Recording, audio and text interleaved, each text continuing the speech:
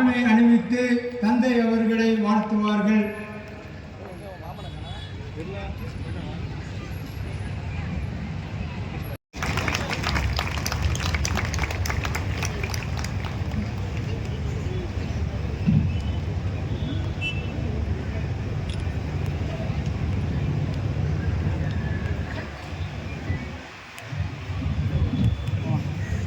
அவர்களுக்கு நமது ஊரினுடைய பங்கு பெற பொறுப்பாளர் ஆரோக்கியசாமி அவர்கள் சந்தன மாலை அணிவி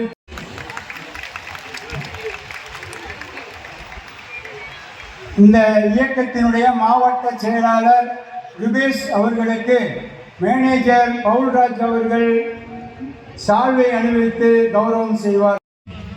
உமக்கு சிறப்பான மகிமை செய்கிற ஒரு திருத்தலம். எனவே உமது பாஸ்கா வளாகத்திலே, பாஸ்கா மைதானத்திலே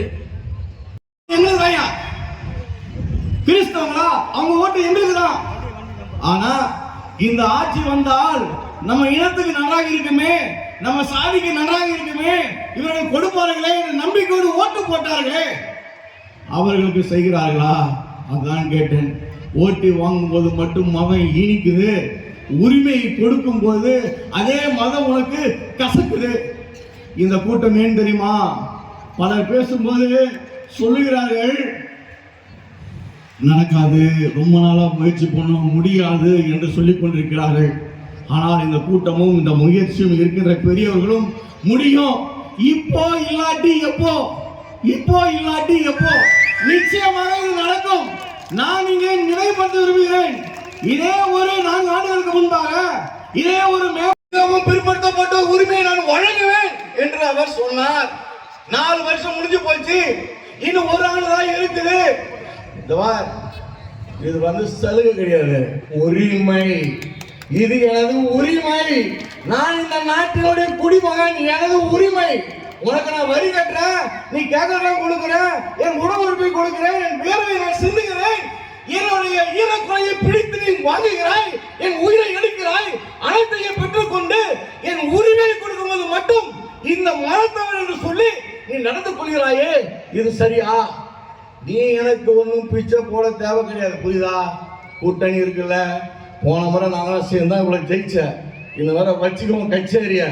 ஒரு பக்கம் பிஜேபி இருக்குது, அதிமுக இருக்குது, பாட்டாளி மக்கள் கட்சி இருக்குது, தேமுதிக இருக்குது, ஒரு லைனா. இன்னொரு பக்கம் திமுக கூடிய ஒரு லைன் போட்டுக்க.